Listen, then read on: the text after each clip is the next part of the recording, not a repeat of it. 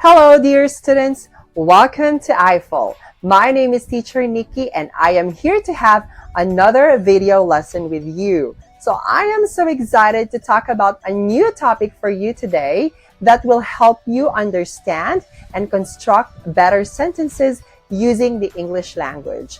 I know that these lessons will be very helpful for you to communicate using the English language that are grammatically correct and properly constructed, considering that we will be talking about some grammar topics. So I want you to concentrate on our lesson today, pay attention to our sample sentences, and please practice them very well even after the class. So let's go ahead and start our lesson. Let's go. So for today's discussion, let's go ahead and talk about the second part for the modal verbs, okay? So here, how do we use the modal verbs? So luckily, using modal verbs in a sentence is pretty simple, okay? So for basic sentences in the simple present tense, just remember these rules. So modal verbs come directly before the main verb and, okay, except for in questions, okay? So in simple sentences, just use or put your main or your modal verbs before your main verbs, okay? And use the base form of your main verb, okay? Except this is in question, of course, you would start, okay, with your modal verbs. All right, so with modal verbs, use the infinitive form of the main verb. So with most, but not all modal verbs, to is dropped from the infinitive. So we just use the bare infinitive.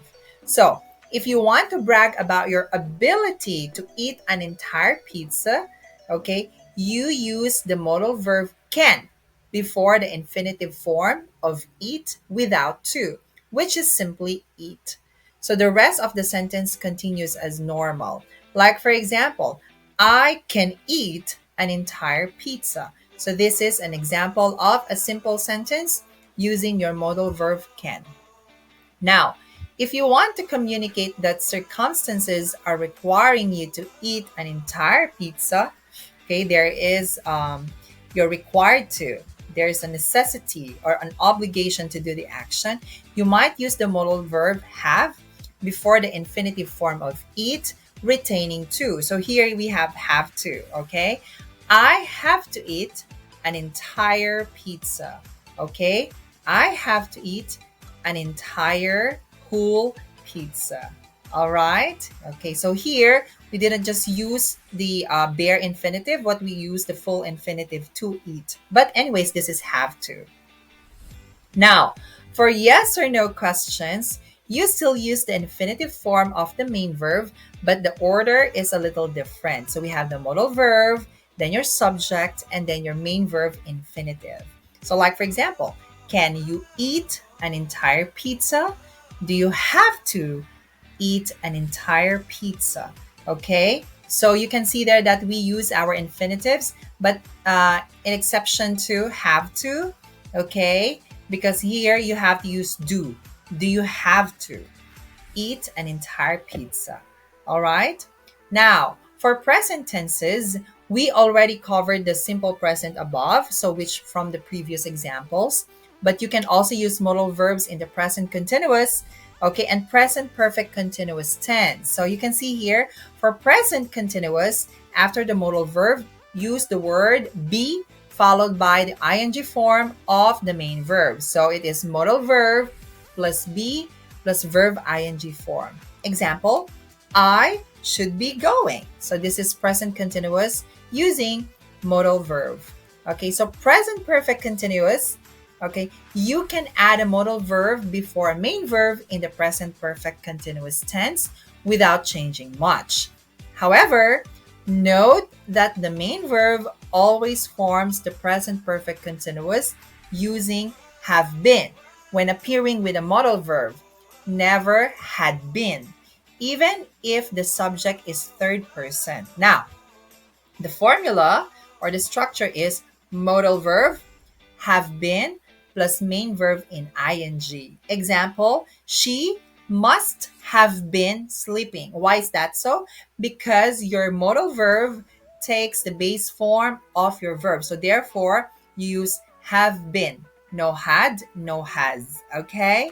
So she must have been sleeping. So this is present perfect continuous. Now, for simple past and present perfect tense, using a modal verb in the simple past or present perfect, okay, is a little trickier. So let's see how. Now, only a few of the core modal verbs have the ability to refer to past time, okay? So a few of the modal verbs can only refer to past time. We have could, might, should, and would. So they do this by functioning at times as the past tense forms of their fellow modal verbs can, may, shall, and will. But keep in mind that, as we saw above, could, might, should, and would also have different senses in which they refer to the present or in the future. So, depending on the type or the meaning that they are trying to convey. Okay? So, indicating possibility, permission, request, habit, or other conditions. So, none of the modal verbs can be used in the past perfect, the past continuous, or the past perfect continuous tense. So, we cannot use them in past perfect tense. Okay? Now, for simple past, of the main modal verbs listed at the top, only can and will can be used in the simple past. So, can and will. The expressions have to and need to can also be used in the simple past when conjugated when you add had to or needed to. Other modal verbs use the present perfect to discuss events in the past. So let's see some example. Can and will use their past tense form plus infinitive form of the main verb without to. Example, could, would plus main verb. I could do a handstand when I was a kid. During exam season in college, I would not sleep much. So these are past in essence. Now, present perfect. To form the present perfect using modal verb, could, might, should, or would, use the present perfect form of the main verb, which is have plus the past participle. As with the present perfect continuous, you always use have, even if the subject is third person. Could, might, should, would, have plus main verb, past participle. Example, I might have gone to the party, but I forgot. So this is in the past, okay? Present perfect, might have gone, okay?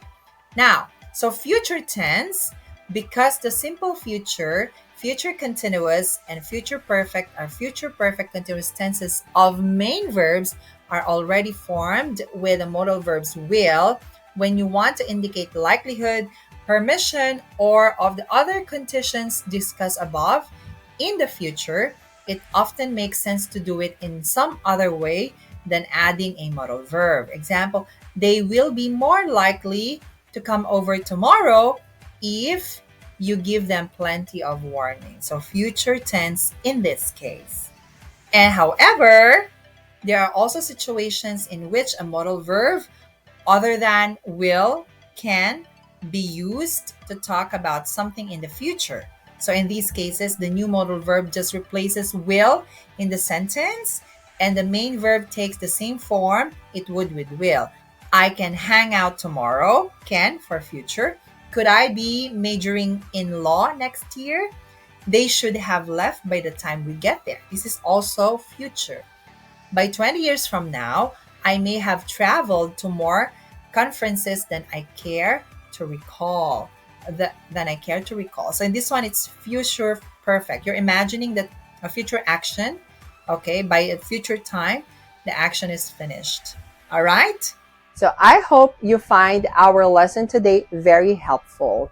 So as I always say, the secret in making your communication skills in English better is constant practice. So I want you to please keep on practicing all the lessons that we've had in the past and even this present lesson. So I know that you can do it really well and you'll improve yourself eventually. So just keep believing in yourself and practice more, okay?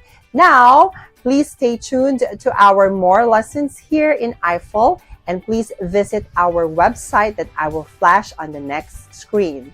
I also encourage you to please subscribe to our classes because we have a lot of amazing teachers that will help you and guide you in improving your English skills. So once again, this is Teacher Nikki. So I'll just see you again on the next classes and video lessons that we're going to have. I know that we will have more amazing lessons in the future. So stay tuned and good luck.